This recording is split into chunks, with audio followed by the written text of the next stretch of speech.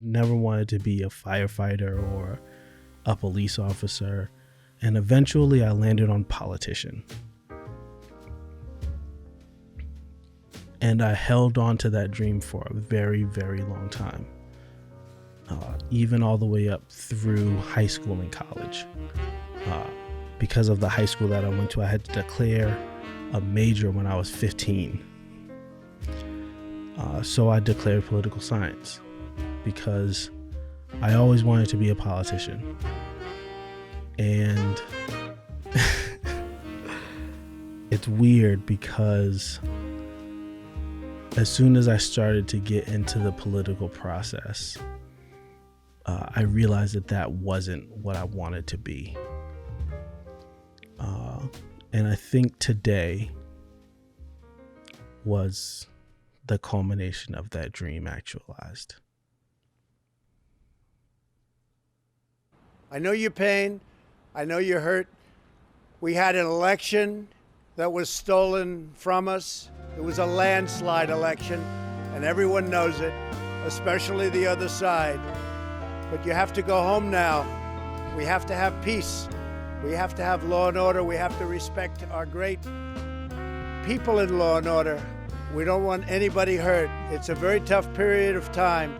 There's never been a time like this where such a thing happened, where they could take it away from all of us, from me, from you, from our country. This was a fraudulent election, but we can't play into the hands of these people. We have to have peace. So go home. We love you. You're very special. You've seen what happens. You see the way others are treated that are so bad and so evil. I know how you feel. But go home and go home in peace. In 2016, I think that was the final straw for me for politics. And surprisingly, it was also the last straw for me in Atlanta. Election day 2016, I was in Atlanta working with a national organization that fought to improve the lives for Black people.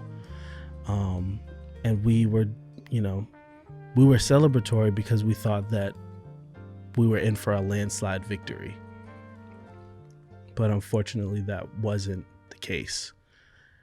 And started a path for me that both pushed me away from Georgia and Atlanta, because it left a sour taste in my mouth, because not only was I in there working with this organization and felt the heavy, heavy burden of waking up the next day to Donald Trump being the president and thinking about what the next 4 years would look like, I also was that night we were throwing a party and I ended up leaving the party early, looking at the election results and just knowing what was incoming. I went back to the hotel, and because of where the hotel was, I just wanted to kind of see downtown Atlanta. And at the time, there was a young Republicans or some sort of Republican convention or meeting or something was happening downtown Atlanta. And on my way back from taking a walk, I was harassed by a couple of young white men in suits that were celebrating. And I went back to the hotel and I was just upset. And I went the next day and everybody was somber. We couldn't even get through the work that we were trying to do because we were just reeling from the emotional burden that was future casting what a Donald Trump presidency would look like. And lo and behold, 4 years later, it is exactly what we thought it would be. And then we saw the light at the end of the tunnel in November of 2020, after a year where thousands of people, millions of people died because of the ineptitude of the rhetoric of coronavirus isn't real, Russia is a hoax. We saw the American people rally and say we're better than this. and that we can do better than this, and that we are above this.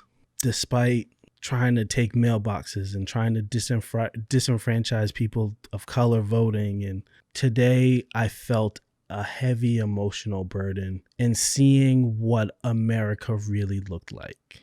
After years of telling us that the way that we protest is violent, and that we were un-American for protesting the American flag, or that we were un-American for distrusting the police, even though we were being shot in the back, in the face, in the chest, when we were shot in front of our kids, when we were shot in our cars, when we were shot at schools, when we were shot at church, when we were shot in the movie theaters. After years, I see people storming the American Capitol saying that an election was stolen. That just goes against everything that the American Constitution stands for.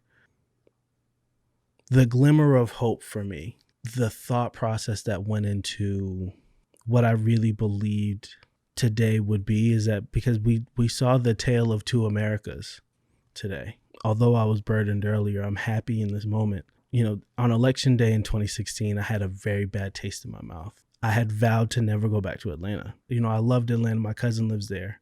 I vowed to not go back because it was just such a sour memory. And today I feel redeemed. I'm so thankful of the women and the organizers and all of the people that went to what I believe will be a boost in the right direction of the creation of the new normal.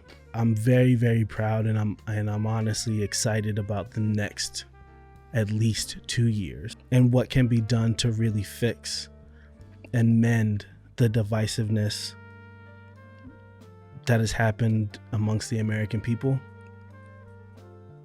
But it's also a full circle moment for me in which I can truly say that I love Georgia, and I love what Georgia has done, and more specifically the Atlanta area,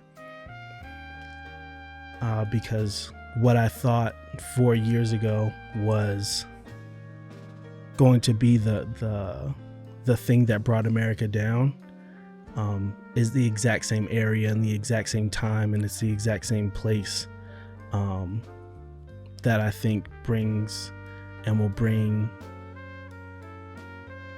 a much shinier and brighter future for America. When I was younger, when I had made the decision when I was younger that I wanted to be a politician, it was because I really believed that politicians were the people that created and made the change that we saw in the community. But today we saw that it's not the politicians, it's the people, it's the organizers, it's the ones on the ground that truly can create and influence the change that we want to see in our country.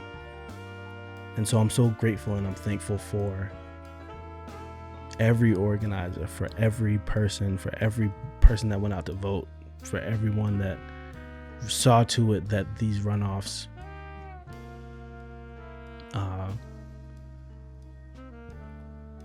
were a corrective measure for what's happened over the last few years.